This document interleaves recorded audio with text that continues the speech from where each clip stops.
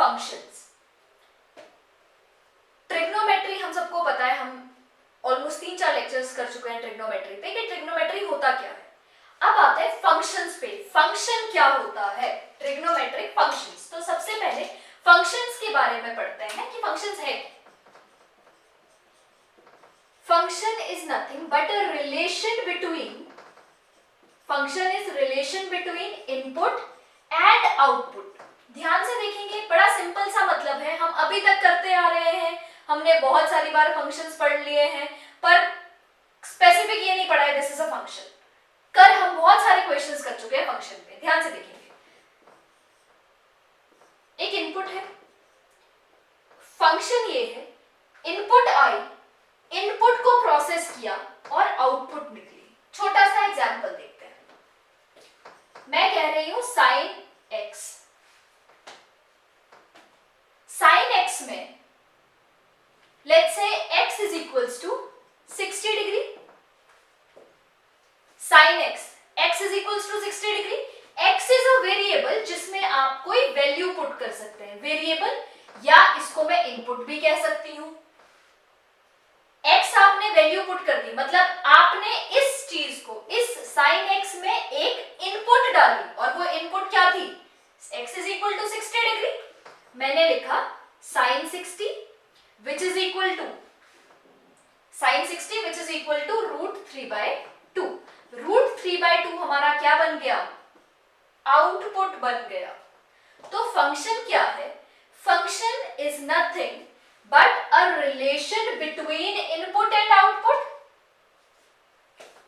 इसका मतलब जो मैंने sin x लिखा, ये भी क्या है, एक फंक्शन है। क्यों, क्योंकि इसमें हम इनपुट दे रहे हैं और इसके कॉरेस्पॉन्डिंग एक आउटपुट आ रही है। cos x is a function, sin let's say tan x is a function.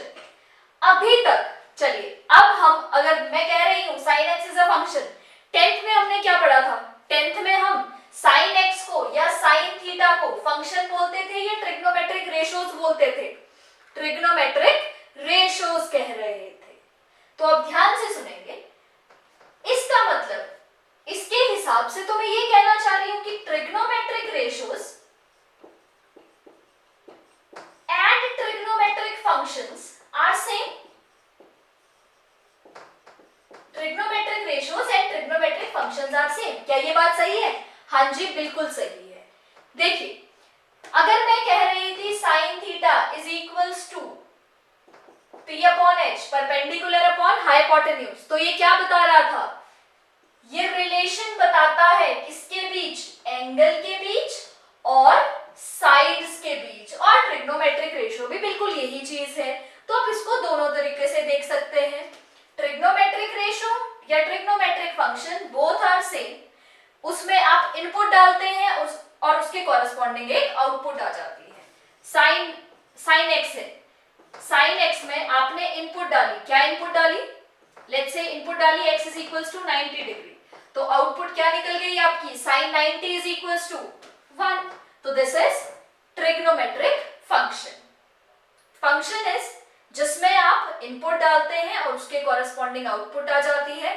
तो कोई पूछे sin theta, cos theta, tan theta, cosecant theta and secant theta, cot theta, ये क्या है, ये ट्रिग्नोमेट्रिक रेशियोज भी हैं और आप इनको ट्रिग्नोमेट्रिक फंक्शंस भी बोल सकते हैं, क्योंकि इसमें जब आप एक इनपुट डालते हैं तो उसके कॉरेस्पॉन्डिंग आपकी एक आउटपुट जनरेट होती है। तो ये था हमारा ट्रिग्नोमेट्रिक फंक्शंस। तो trigonometric functions, trigonometric ratios and trigonometric functions both are same.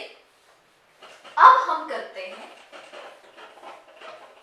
Trigonometric ratios जो हमने पढ़ी है या ट्रिग्नोमेट्रिक फंक्शंस पढ़े हैं, इनकी वैल्यू कैसे निकालेंगे आप एट डिफरेंट एंगल्स।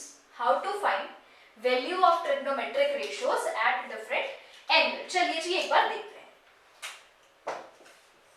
फिर से वही एक सर्कल लेते हैं जो कि यूनिट सर्कल है, एक सर्कल लेते हैं जो कि यूनिट सर्कल है। यूनिट सर्कल का मतलब, यूनिट सर्कल का मतलब जिसका रेडियस इज 1 यूनिट। अगर 1 यूनिट रेडियस है, मतलब कुछ भी हो सकता है, 1 सेंटीमीटर, 1 मिलीमीटर, बस 1 यूनिट रेडियस है इसका। ठीक है जी, अब ध्यान से देखेंगे हम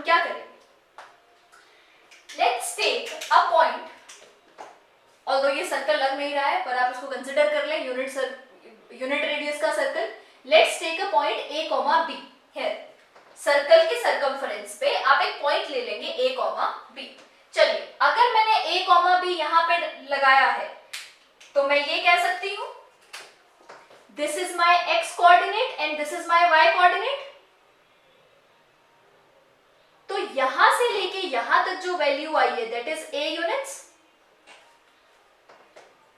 a, b कोऑर्डिनेट का यही तो मतलब है। On x axis it is a units and on y axis it is b unit. हमने कुछ नहीं किया, बिल्कुल जो बोल रहे हैं हम वही कर रहे हैं। मतलब यहां से लेके यहां तक मैं यहां ये भी लिख सकती हूं दिस इज b। तो मैंने क्या किया, सरकमफ्रेंस पे एक पॉइंट ले लिया जिसका नाम हमने दे दिया, जिसके हमने कोऑर्डिनेट्स रखे हैं a, b। Let's take this point as a। एक इसको पॉइंट ले लेते हैं a।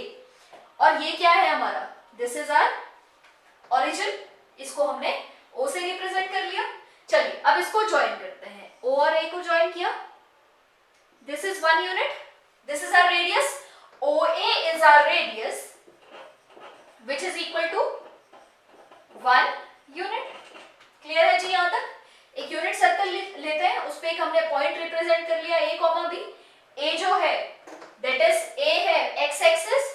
x एक्सिस पे कितना वो पॉइंट है, x का कोऑर्डिनेट a है और y का कोऑर्डिनेट है b। चलिए जी, हमने देख लिया। अब इससे मेरा एक ट्राइंगल बना, कौन सा,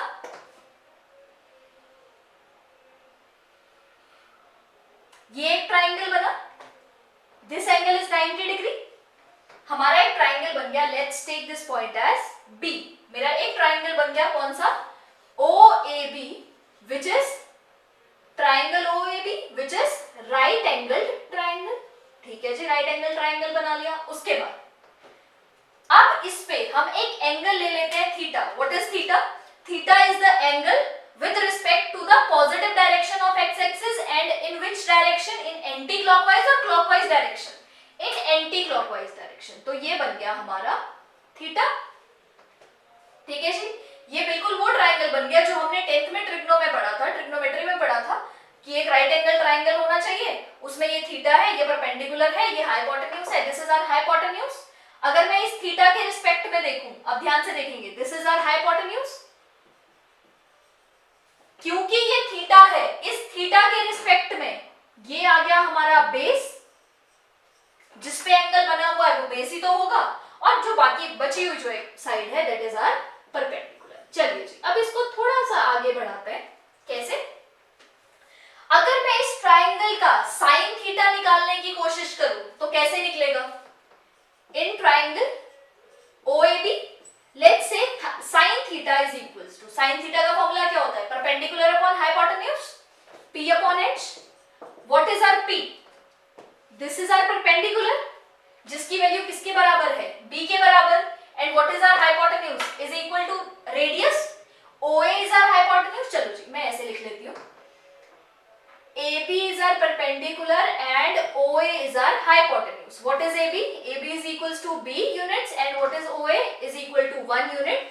तो मेरा sin थीटा आ गया B।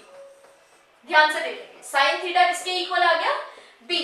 इसका मतलब जो यहाँ पे मैंने B, ये B कोऑर्डिनेट है, ये किसको रिप्रेजेंट कर रहा है basically, it is representing sin theta. B का कोऑर्डिनेट जो है वो बेसिकली किसको रिप्रेजेंट कर रहा है, sin थीटा को। चलिए अब ऐसे ही cos थीटा निकालने की कोशिश करते हैं। cos theta is equals to again base upon hypotenuse. What is base है, base is OB and what is our hypotenuse, OA। OB है A अपॉन 1, तो हमारा cos थीटा आ गया इज इक्वल्स टू A। अब हमारी दो चीजें निकल गई, कौन कौन सी, sin theta and cos theta. अब ध्यान से इन दोनों को देखेंगे। sin थीटा आपका B के इक्वल निकला है and what is our B? B is our y coordinate. इसका मतलब जो y कोऑर्डिनेट होगा वो बेसिकली किसकी वैल्यू बता रहा होगा, sin थीटा की। एंड व्हाट इज थीटा है, theta is nothing but the angle measurement. जो भी एंगल होगा हमारा उसको हमने थीटा से रिप्रेजेंट कर दिया। एंड ये एंगल ध्यान रखेंगे, फिर से रिपीट कर रही हूं, it is always with the positive direction of x axis, positive direction of x axis, theta हमेशा positive direction of x axis के साथ देखेंगे। आपको याद होगा अगर हमने with any direction of x axis तो वो अल्फा होता था जिसको हम रेफरेंस एंगल कहते थे। तो अभी हम रेफरेंस एंगल की नहीं बात कर रहे हैं, अभी हम theta positive direction of x axis वाले एंगल की बात कर रहे हैं। अब sine theta is equals to b, इसका मतलब साइन थीटा को मैं ये भी तो कह सकती हूँ वाई कोऑर्डिनेट ही तो है ये। इसका मतलब ये जो b है, b is nothing but value of sine theta.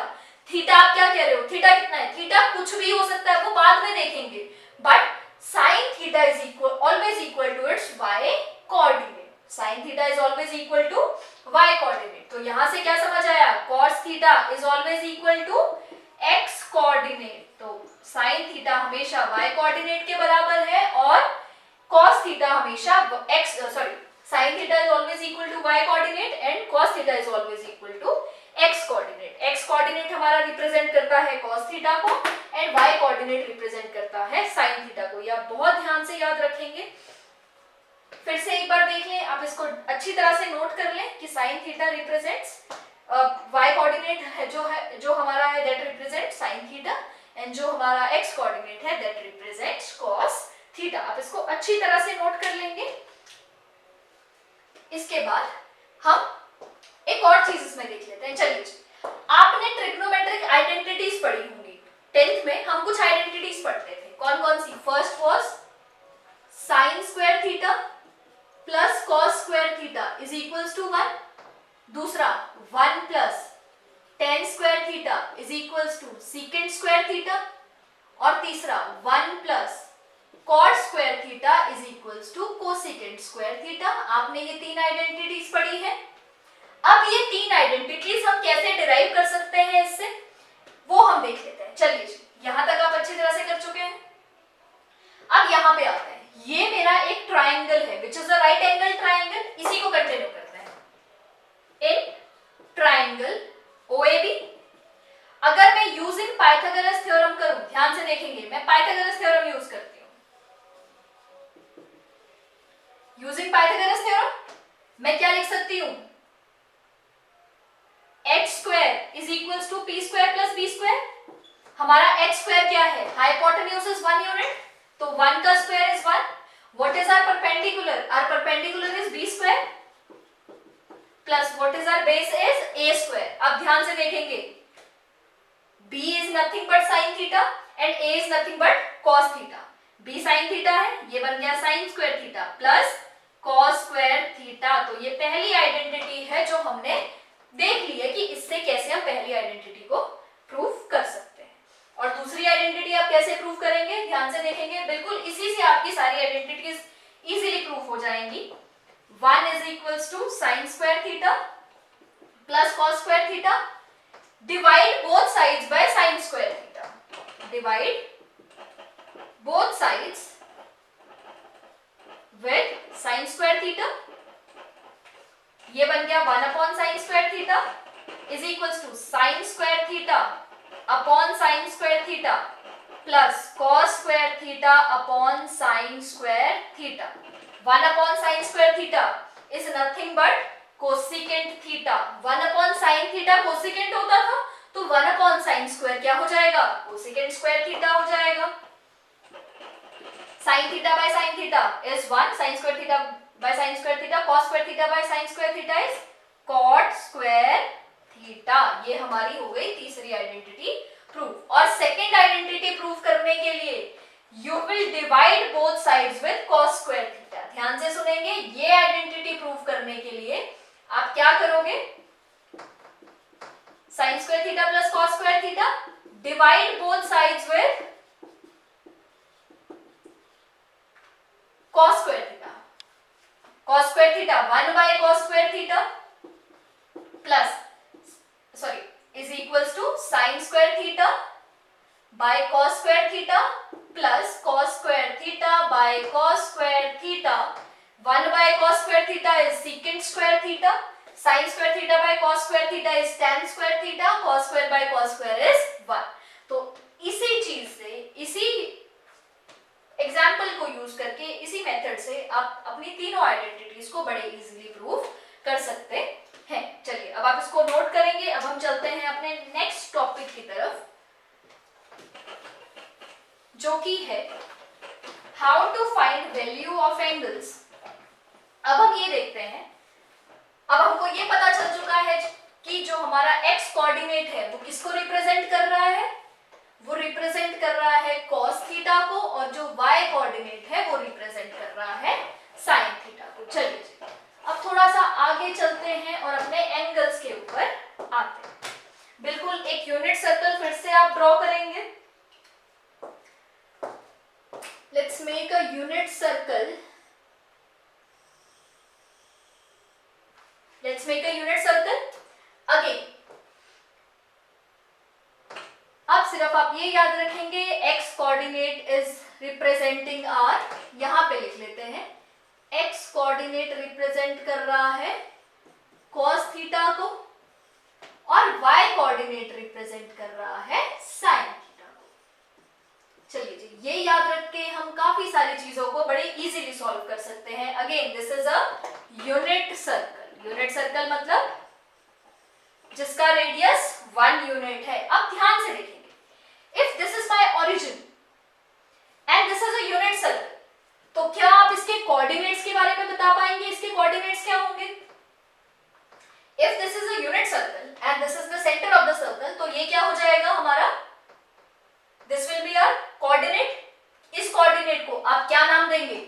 1, 0। इस कोऑर्डिनेट को मैंने नाम दे दिया 1, 0। इस कोऑर्डिनेट का क्या नाम होगा? Obviously y axis is 1, y 1 है पर x 0 है, तो इट विल बी 0, 1। इसको क्या नाम देंगे हम? ये बन जाएगा हमारा -1, 0, क्योंकि x नेगेटिव में है। ये ध्यान से देखेंगे, this is our positive x-axis, this is our negative x-axis, this is our positive y-axis and this is our negative y-axis। चलिए ये पॉइंट क्या हो जाएगा हमारा? This will be 0, -1। यहां तक क्लियर है? सिंपल है, यूनिट सर्कल लिया है। यूनिट सर्कल मतलब जिसका रेडियस 1 यूनिट है। अगर रेडियस 1 यूनिट है तो हमने अपने सारे पॉइंट्स के, जहां पे भी ये सर्कल ये दो एक्सिस को, दो कोऑर्डिनेट एक्सिस को, x axis and y axis को कट कर रहा है, हमने उन पॉइंट्स को नाम दे दिया, हमने उस पॉइंट्स के कोऑर्डिनेट्स रख लिए। ठीक है जी, यहां तक क्लियर है। चलिए अब चलते हैं थोड़ा आगे।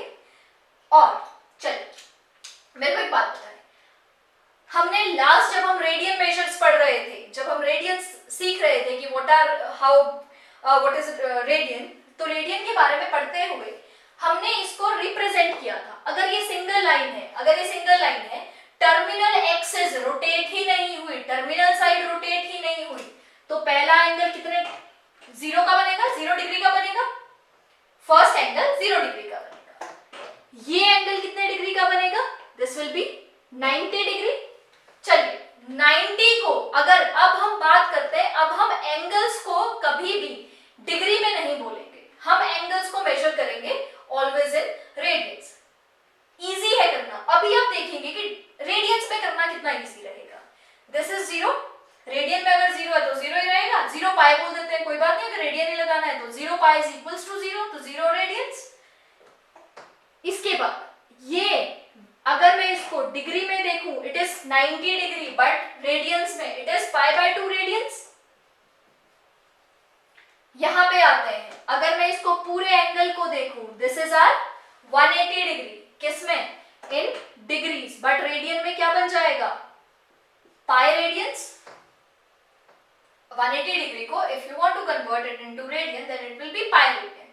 चलिए अगर मैं पूरा यहां से यहां घूम के आऊं, डिग्री में कितना हो जाएगा? 270 डिग्री, पर रेडियन में 3π/2। हमने लास्ट भी पढ़ा था, आपको याद रखना पड़ेगा रेडियन मेजर। 3π/2। चलिए 270 डिग्री इज 3π/2। वापस जब हम पूरा सर्कल घूम के आए, यहां पे पहुंचे, तो ये कितना बन गया टोटल? 360 डिग्री। 360 डिग्री या 2π रेडियंस। चलो जी, हमने इसका क्या नाम दे दिया? हमने इसको नाम दे दिया 2π रेडियंस। 360 डिग्री बोलने के बजाय we will be saying 2π radians. ठीक है, यहां तक कोई कंफ्यूजन तो नहीं है? पहला एंगल जो बना दैट इज 0 डिग्री। अगर टर्मिनल साइड रोटेट ही नहीं हुई,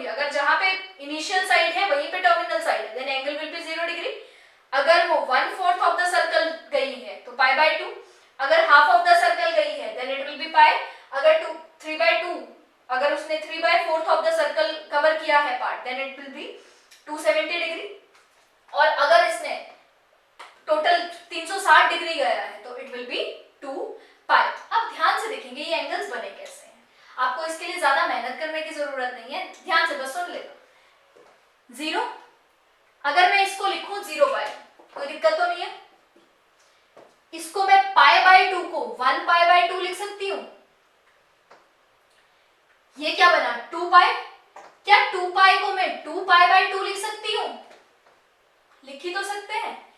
3 पाई बाय 2 तो वैसे ही आ गया। तो अब आपको समझ आ रहा होगा एंगल्स कैसे बढ़ रहे हैं, पाई बाय 2 के मल्टीपल्स में बढ़ रहे हैं। Every angle is multiple of integral multiple किसका, पाई बाय 2 का। अब आपको याद होगा ये जो एंगल्स थे 0 degree, 90 degree, 180 degree, 270 degree, 360 degree, 0, 90, 180, 270, 360, इन एंगल्स को हमने क्या नाम दिया था जब हमने टर्मिनोलॉजीज पढ़ी थी related to angle, quadrantal angle और क्वाड्रेंट एंगल, कुछ भी कह दो, क्वाड्रेंटल एंगल्स। तो यहां पे जिसकी हम बात कर रहे हैं वो क्वाड्रेंटल एंगल्स की तो बात हो रही है। 3 pi by 2, let's say 4 pi by 2, अब इनको सॉल्व करो। 0 pi by 2 is 0, 1 pi by 2 is pi by 2, 2 pi by 2 is pi, 3 pi by 2 is nothing but 3 pi by 2, 4 pi by 2 is 2 pi, then will be 5 pi by 2, 5 pi by 2 तो 5 pi by 2 रहेगा। तो मतलब यहां तक जब हम पहुंचे 2 पाई तक तो it was 2 pi by 2, 4 pi by 2।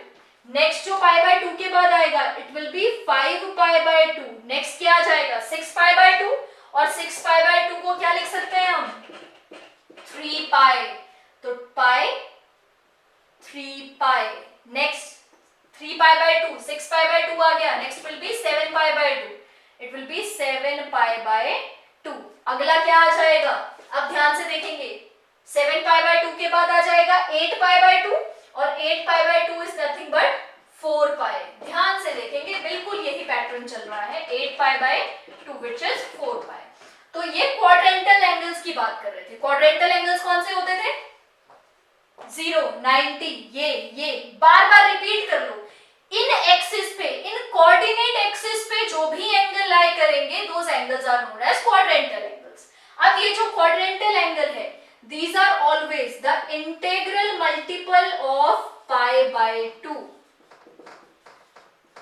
Quadrantal angles are always the integral multiple of pi by 2. What is integral multiple? ऐसा कुछ भी हो सकता है n pi by 2, और n की वैल्यू इंटीजर हो सकती है। इंटीजर कुछ भी हो सकता है 0, 1, 2, 3, 4, -1, -2, -3, -4, इट कैन बी पॉजिटिव और इट कैन बी नेगेटिव। तो ध्यान से देखेंगे all quadrantal angles are integral multiple of pi by 2. अब यहां पे आएंगे if this is 4 pi, next will be 9 pi by 2, next will be 4 pi, it will be 5 pi, again it will be 11 pi by 2. तो आप इस तरीके से बड़े इजीली सारे एंगल्स, अब सोच के देखो इसी चीज को अगर आप डिग्री में कर रहे होते हैं, मेरे को डिग्री 3 या 4 तक मैक्सिमम, 360 के बाद कौन सा एंगल आएगा यहाँ पे 360 प्लस हर बार 90 ऐड करते रहोगे, कौन सा इजी है रेडियंस करना या डिग्री में करना? ऑब्वियसली रेडियंस करना काफी कैलकुलेशन को इजी करता है, क्योंकि पाई हर बार एक मल्टीपल है जो हर बार मल्टीप्लाई हो रहा है, तो आपकी कैलकुलेशंस बहुत इजी हो जाती है। तो ये आप ध्यान से देखेंगे कैसे एंगल्स हर बार रिपीट हो रहे हैं। अब चलिए फिर एक काम करते हैं, अभी तक हमने ये सीख लिया ये जो क्वाड्रेंटल एंगल्स हैं ये क्या होंगे। अब सपोज मेरे पास ये सर्कल, थोड़ा बड़ा सा सर्कल ड्रॉ करते हैं। अब हम ये देखेंगे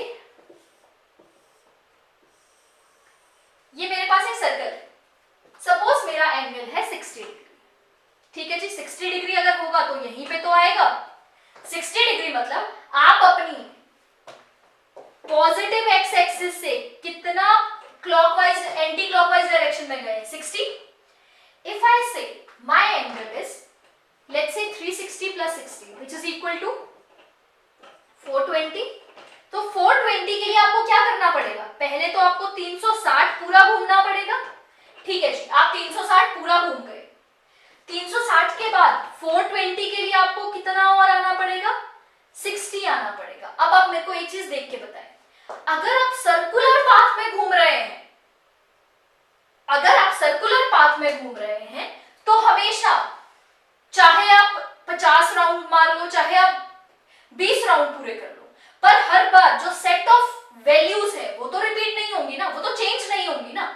अगर यहाँ पे let's say it is sin 60, if sin 60 is equals to √3/2, तो जब ये 420 घूमा, 420 घूमने के लिए इसने पहले 360 पूरा किया, फिर ये 60 आया. ऑल्दो एंगल चेंज हुआ है, पर क्या यहां पे आने पे ये वैल्यू बदल जाएगी? ये वैल्यू ये कहेगी नहीं पहले तुम सिर्फ 60 डिग्री घूम के आए थे, अब तुम पूरी मेहनत करके आए हो तो मैं बदल जाऊंगी? नहीं बदलूंगी. अगर मैं 60 के लिए ये हूं तो मैं 420 के लिए भी यही हूं. अगर तुम फिर से एक चक्कर मार के आओ 360, पहली बार 360 घूमा, जब दूसरी बार घूमा इट विल बी 720. 720 प्लस 40 कितना हो जाएगा? 760. चाहे तुम 760 पे आओ तो भी मैं यही रहूंगा, मेरी वैल्यू नहीं बदलेगी, क्योंकि कुछ नहीं हो रहा है. जो चीज जहां पे है, सर्कल तो वही है ना, सर्कल पे जो कोऑर्डिनेट्स है वो भी वही है, सिर्फ आप घूम रहे हो. अगर वो एंगल रोटेट कर रहा है, उस एंगल के रोटेट होने से क्या इसकी वैल्यू बदल जाएगी? नहीं बदलेगी. अगर इसका let's say if it's coordinate is a, b, it will always remains a, b. चाहे आप उसको 4 बार राउंड करके आओ, चाहे 5 बार राउंड करके आओ. यही यहाँ पे हुआ. पहली बार आपने एक राउंड पूरा किया, लेट्स से पहला आपका जो इनिशियल साइड था वही आपकी टर्मिनल साइड भी वहीं पे थी. क्या कोई एंगल बना? पहली बार समझाया था, एंगल तभी बनता है जब इनिशियल साइड और टर्मिनल साइड आपस में कुछ डिस्टेंस पे हो, कुछ उसमें रोटेशन हो. यहाँ पे कोई रोटेशन नहीं हुई, जहां पे इनिशियल है वहीं पे टर्मिनल साइड है, angle will be 0 degree. If I rotate, this is our initial side, this is our initial side. If we rotate the terminal side पूरा एक सर्कल, तो कितने डिग्री का एंगल बनेगा? 360 डिग्री का. पर क्या जो यहाँ पे कोऑर्डिनेट है 1,0, क्या ये बदल जाएगा 360 आने पे? ये कहेगा नहीं जी आप 360 इतनी मेहनत करके आए हो, चलो 1,0 से 4,0 हो जाता है या 4,5 हो जाता है. ये तो नहीं होगा ना. जो आपका कोऑर्डिनेट है, कोऑर्डिनेट तो वही रहेगा. चाहे आपने एक बार घूमा 360, आपने दूसरी बार घूमा सर्कल में 360, क्या फर्क पड़ रहा है एंगल पे? एंगल तो वही है, कोऑर्डिनेट तो वही रह रहा है, कोई चेंज नहीं हो रहा. तो इसका मतलब एट वन पॉइंट एक कोऑर्डिनेट पे कितनी नंबर ऑफ एंगल्स एग्जिस्ट कर सकते हैं? मल्टीपल. इसी वैल्यू पे सपोज आपने यहाँ पे घूम के 4π लेके आए, अब आप फिर से एक बार घूमोगे तो ये 4π हो जाएगा, ये 6π बन जाएगा. 6π की भी यही वैल्यू आएगी. फिर आप घूमो 8π की भी यही वैल्यू आ जाएगी. फिर आप घूमो 10π की भी यही वैल्यू रहेगी. मतलब किसी एक एंगल की वैल्यू डज नॉट चेंज, चाहे आप सर्कल में कितने भी मर्जी राउंड पूरे कर. क्लियर है जी यहाँ तक बात? ये आपको ध्यान से समझना है, कंफ्यूज नहीं होना है कि अच्छा 3π की भी यही वैल्यू है. हाँ जी 3π की भी तो यही वैल्यू है, क्योंकि आपका पाथ सर्कुलर है. सर्कुलर पाथ में सपोज ये मेरा सर्कुलर पाथ है, मैं यहां से चलना शुरू कर रही हूं, मैं यहां से यहां तक आई, यहां पे आपने कोई चीज रखी हुई थी, अब आप वापस यहां से घूम के आओगे वापस, तो क्या ये चीज बदल जाएगी? नहीं बदलेगी ना, क्योंकि आप सर्कुलर पाथ फॉलो कर रहे हो. जो चीजें हैं पाथ में वो वही सेम रहती हैं, चाहे आप 4 राउंड्स करके आओ, चाहे आप 5 राउंड करके आओ. ऑब्वियसली आप क्या बोलोगे कि ये मेरा फर्स्ट राउंड था, दूसरी बार आए तो आप उसको सेकंड राउंड नाम दे दोगे, तीसरी बार आए वो थर्ड राउंड नाम दे दोगे. वही यहाँ पे हो रहा है. एंगल ने अपनी जो मेहनत की है वो तो बताएगा ही कि मैं भाई 2 बार घूम के आ चुका हूँ, मैं 4 बार घूम के आ चुका हूँ, वो उसकी अपनी मेहनत. देखिए एंगल जितनी बार घूमा है, वो अगर 3 बार घूमा है, वो 4 बार घूमा है, वो अपनी बात तो बताएगा ही कि मैं 4 बार घूमा हूँ. पर कोई फर्क नहीं पड़ रहा कि 4 बार घूमने के बाद भी पहुंच तो यहीं पे रहा है, तो उसकी वैल्यू बदल नहीं रही. रेंटल एंगल्स क्या होते हैं ध्यान से नोट करेंगे। इसके बाद हम थोड़ा सा आगे बढ़ते हैं अपनी एंगल की वैल्यूज। चल शुरू करते हैं। अब आप इसको ध्यान से देखेंगे। अगर मैं लिखूं साइन 0, अब साइन थीटा कौन सा कोऑर्डिनेट है, वाई कोऑर्डिनेट है, ध्यान रखेंगे। तो 1,0 में से 1 will represent always cos theta और 0 विल रिप्रेजेंट साइन थीटा। ये हर किसी में यही होगा, ये कॉस थीटा, ये sine theta. Again this is cos theta and this is again sine theta, हर किसी में यही होगा। चलिए देखते हैं। इसका मतलब cos 0 की वैल्यू क्या आ गई, देख के पता चल रहा है। एंगल पुट करो, cos 0 1, cos 2 पाई 1, cos 4 पाई 1, sin 0 0। ये इसको देख के आपको पता करना है। तो sin 0 is equals to 0, sin 2 pi is equals to 0, sin 4 pi is equals to 0 and so on. अब आप देख के बताएंगे what is cos 0। cos 0 cos किसको रिप्रेजेंट करता है, x कोऑर्डिनेट और y coordinate, obviously x coordinate को। तो cos 0 is equals to 1। What is cos 2 pi, again 1। What is cos 4 pi, again 1। चलिए यहां पे आते हैं, यहां पे आप देख देख के बताते रहेंगे। What is cos theta, theta की जगह वैल्यू क्या पुट कर देंगे, पाई by 2। cos pi by 2 0, cos 5 pi by 2 again 0, cos 9 pi by 2 again 0। आपको बहुत ध्यान से ये बात देखनी है। नाउ यहां पे भी बिल्कुल सेम पैटर्न फॉलो हो रहा है। sin 90 1, sin 5 pi by 2 1, sin 9 pi by 2 1। यहां पे आएंगे cos 180 -1, cos 3 पाई -1, cos 5 पाई -1, sin 180 0, sin 3 पाई 0। बड़े इजीली आपको ये देख के आपको कुछ याद करने की जरूरत नहीं है, आपको सिर्फ ये याद करना है। और याद भी कैसे करना है, समझ के तो याद करना है। एक बार समझ लिया फिर आपको याद रह जाएगा, आपको रट्टा मारने की जरूरत नहीं पड़ेगी कि कैसे ये वैल्यूज आई। अच्छा sin 180 क्या होता था, sin इसकी वैल्यू कितनी होती थी, आपको कुछ भी ऐसा याद करने की जरूरत नहीं पड़ेगी। चलिए जी अब आते हैं यहाँ पे।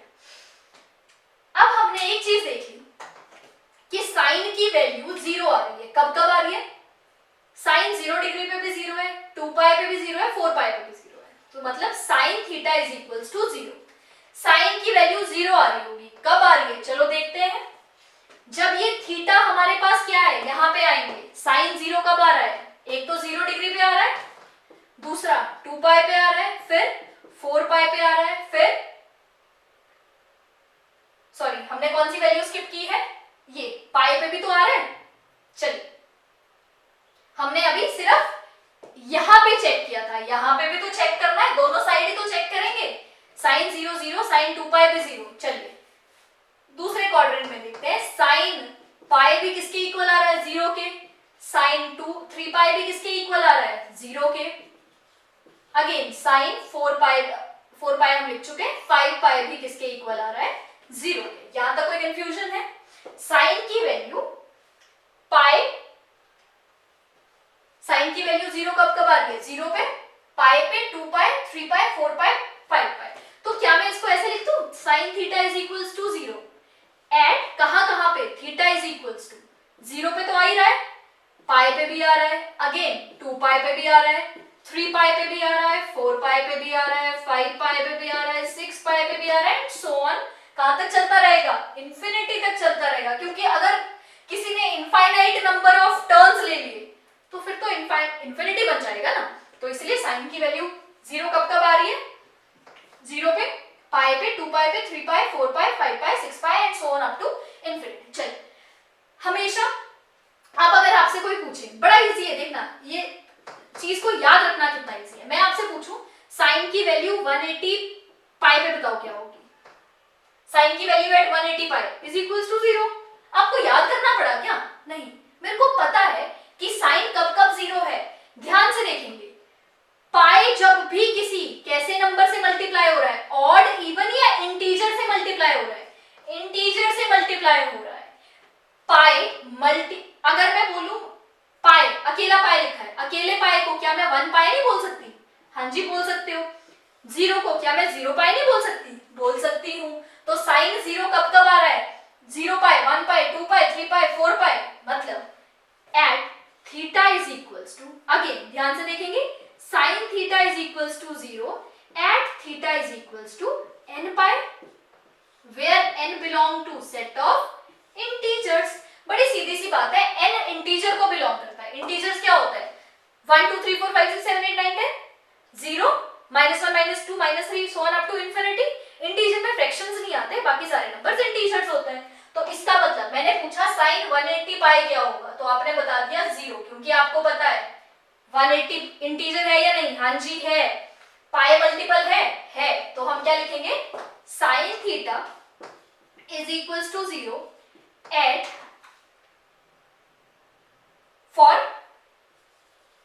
for every integral multiple of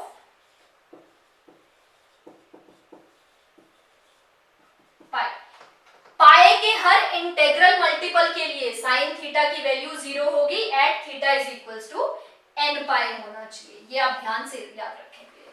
तो अब मैं पूछूं आपसे 1 5 1 2 1 4 पाई साइन की वैल्यू बताओ। साइन इतना पाई कितना होगा? 0, क्योंकि मेरे को पता है साइन की इंटीग्रल मल्टीपल के लिए वैल्यू हमेशा क्या आती है?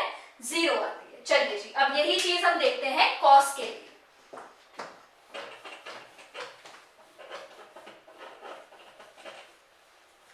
अब आते हैं कॉस पे।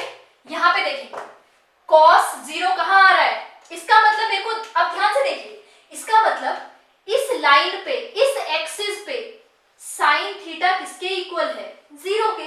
इस पूरी एक्सिस पे साइन की वैल्यू 0 है, क्योंकि साइन किसको रिप्रेजेंट कर रहा है? y कोऑर्डिनेट को, और y किस पे 0 होता है? On x axis. अब cos पे आते हैं। cos कितना 0 है? पहला cos pi by 2 is equals to 0। Next cos किस पे 0 आ रहा है? cos 0 आ रहा है 3 पाई बाय 2 पे। नेक्स्ट cos आ रहा है 5 पाई बाय 2 पे। आप ध्यान से देखते रहेंगे वहां पे 5 पाई बाय 2, 5 पाई बाय 2 के बाद it will be 7 pi by 2, 9 pi by 2, 11 pi by 2, cos 7 pi by 2, cos 9 pi by 2, cos 11 pi by 2। ये भी 0, ये भी 0। ध्यान से देखेंगे बिल्कुल वही पैटर्न। अब कुछ देखते हैं क्या सेम है इसमें। अब यहां पे ध्यान से देखेंगे 3 pi by 2, 5 pi by 2, 7 pi by 2, 9 pi by 2, 11 pi by 2। ये है cos पाई बाय 2। क्या मैं इसको ये नहीं लिख सकती cos 1 पाई बाय 2? हाँ जी लिख सकती हूँ। And all these numbers 1 3 5 7 9 11 all these are odd multiples. तो हम क्या लिखेंगे? cos theta is equals to 0 eight theta is equals to किस पे? Odd multiple of pi by 2। Odd, जब भी पाई बाय 2 का ऑड मल्टीपल आपको नजर आ जाए, पाई बाय 2 का ऑड मल्टीपल, मतलब उस पे cos की वैल्यू 0 होगी।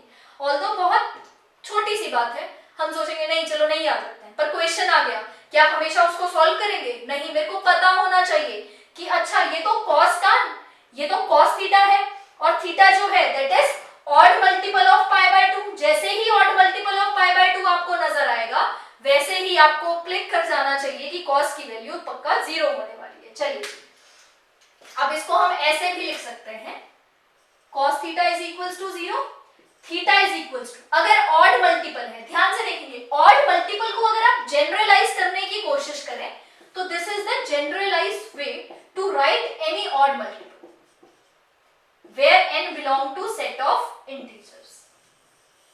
2n plus 1, ध्यान से देखेंगे n की वैल्यू 0 पुट करो क्योंकि इंटीजर है, तो थीटा क्या बन गया? 2n, ये 0 बन गया, ये बन गया 1 पाई बाय 2। थीटा की n की वैल्यू 1 पुट करो, n 1 पुट करोगे 2 into 1 2 plus 1 3, ये बन गया theta is equals to 3 pi by 2। तो this is the generalised way to write any odd number. Odd number को लिखने का जनरलाइज्ड तरीका 2n plus 1 where n belong to set of integer। तो अब मेरे को ये पता चल गया कि कभी भी आपसे पूछा जाए cos 171 पाई बाय 2, क्या आप मेहनत करेंगे इसको सॉल्व करने में? नहीं। क्यों?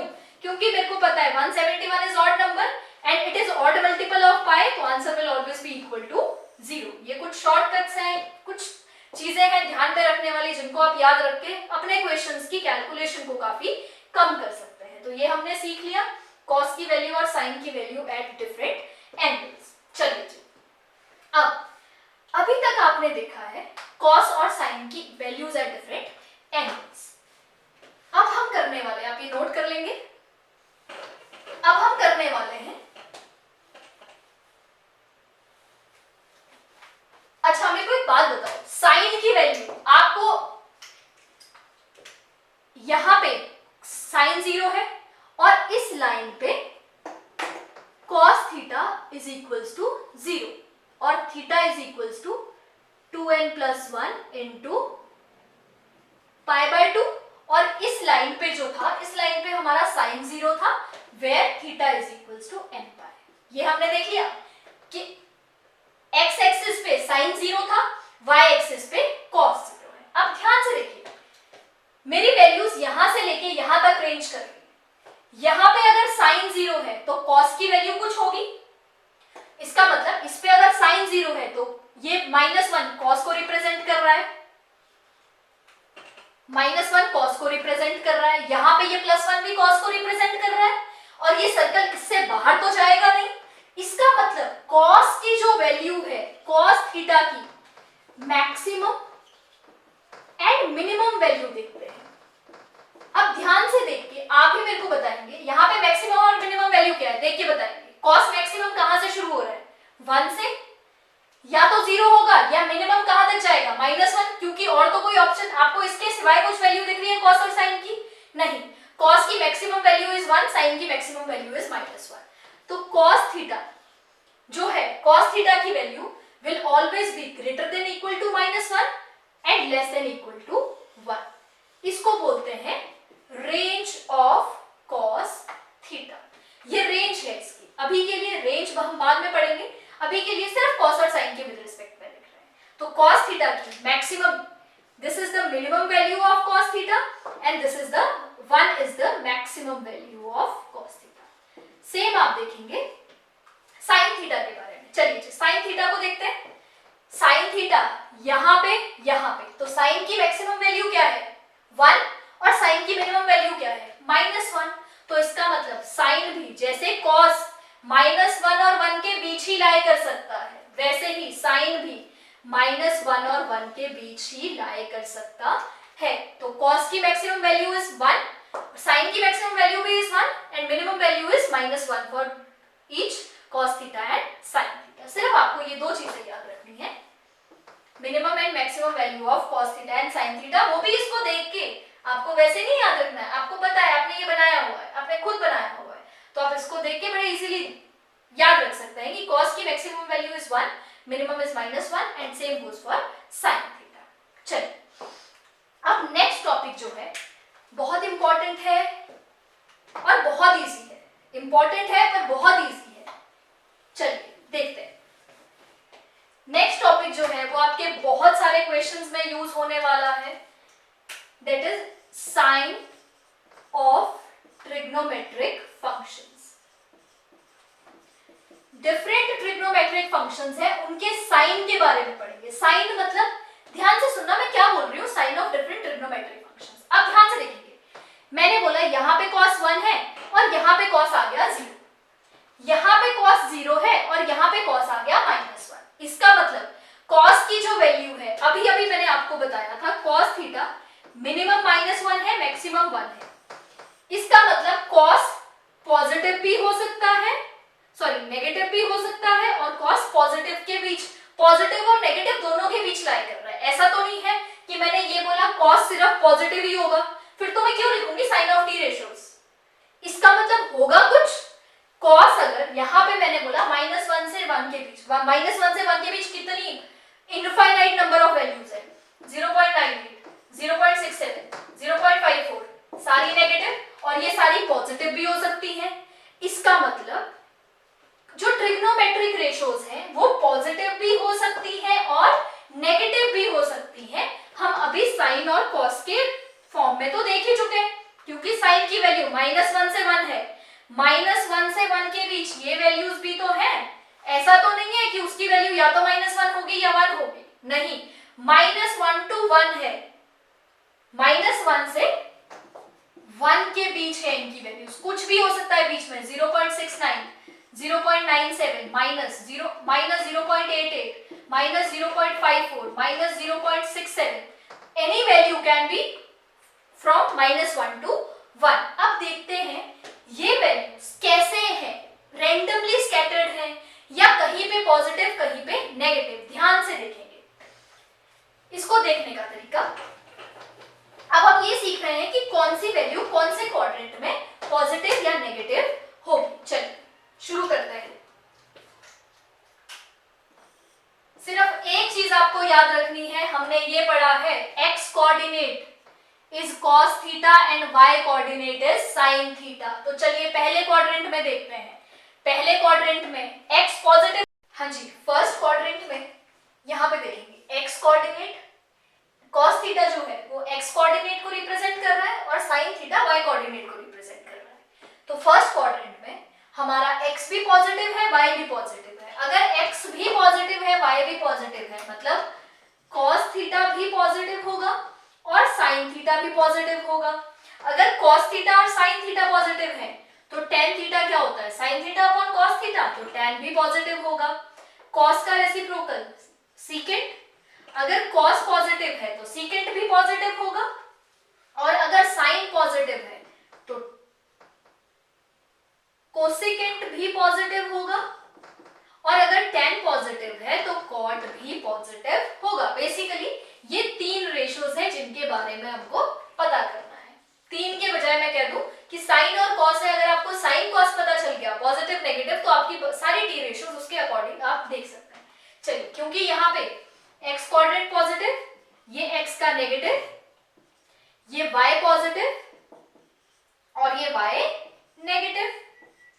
अब सेकंड क्वाड्रेंट में आते हैं। सेकंड में x नेगेटिव है, अगर x नेगेटिव है तो हमारा cos थीटा क्या हो जाएगा सेकंड में, नेगेटिव। सेकंड में y पॉजिटिव है तो sin थीटा हमारा पॉजिटिव हो जाएगा सेकंड में। अगर sin cos, sin और cos में से अगर एक भी नेगेटिव आ गया तो tan भी नेगेटिव आ जाएगा। अगर cos नेगेटिव है तो हमारा secant थीटा भी नेगेटिव हो जाएगा। अगर sin पॉजिटिव है तो कोसेकेंट पॉजिटिव हो जाएगा, और अगर tan पॉजिटिव है तो आपका tan नेगेटिव है तो आपका cot थीटा भी नेगेटिव हो जाएगा। चलिए अब आते हैं अपने थर्ड क्वाड्रेंट पे। थर्ड क्वाड्रेंट में ध्यान से देखेंगे, थर्ड क्वाड्रेंट में x भी नेगेटिव है, y भी नेगेटिव है। अगर x और y दोनों नेगेटिव है तो इसका मतलब sin थीटा भी नेगेटिव होगा, cos थीटा भी नेगेटिव होगा। अगर cos और sin दोनों नेगेटिव है तो tan थीटा क्या आ जाएगा, tan theta is sin upon cos। अगर sin भी नेगेटिव cos भी नेगेटिव तो tan थीटा इज पॉजिटिव। अब sin का उल्टा कोसेकेंट, अगर sin नेगेटिव है तो कोसेकेंट भी नेगेटिव होगा। अगर cos नेगेटिव है तो सेकेंट थीटा भी नेगेटिव होगा। अगर tan पॉजिटिव है तो हमारा cot थीटा भी पॉजिटिव ही रहेगा। सिर्फ दो बेसिकली आपको sin और cos की साइन के बारे में देखना है, बाकी सारे उससे आप कैलकुलेट कर सकते हैं। चलिए नेक्स्ट देखते हैं फोर्थ क्वाड्रेंट। फोर्थ क्वाड्रेंट में हमारा cos, फोर्थ क्वाड्रेंट में देखेंगे x पॉजिटिव होता है और y नेगेटिव होता है। x पॉजिटिव y नेगेटिव, अगर x पॉजिटिव है तो cos थीटा पॉजिटिव होगा फोर्थ क्वाड्रेंट में, और sin थीटा नेगेटिव होगा। अगर cos sin में से एक भी नेगेटिव आ जाता है तो tan थीटा तो नेगेटिव आ ही जाएगा। cos का उल्टा secant थीटा भी नेगेटिव, sin का उल्टा कोसेकेंट थीटा भी नेगेटिव, और अगर tan नेगेटिव है तो हमारा cot थीटा भी नेगेटिव आ जाएगा। तो इस तरीके से आपको चारों क्वाड्रेंट्स में जो भी आपकी टी रेशियोज हैं या जो भी आपके ट्रिग्नोमेट्रिक फंक्शंस हैं उनके बारे में आप पता कर सकते हैं। इसको याद करने का तरीका, फर्स्ट क्वाड्रेंट में सारे पॉजिटिव हैं तो ऑल, सेकंड क्वाड्रेंट में साइन पॉजिटिव है, अगर साइन पॉजिटिव है तो साइन के साथ कोसेकेंट पॉजिटिव होगा। तो आपको सिर्फ साइन याद रखना है, कोसेकेंट उसका रेसिप्रोकल है, तो ऑब्वियसली अगर साइन की वैल्यू हाफ है तो कोसेकेंट विल बी 2, तो वो उसके हिसाब से पॉजिटिव आ जाएगी। तो ऑल पॉजिटिव। तो इसका जो निमोनिक्स है जो आप याद कर सकते हैं, ऐड शुगर टू कॉफी, ए से ऐड तो ऑल, एस इज साइन,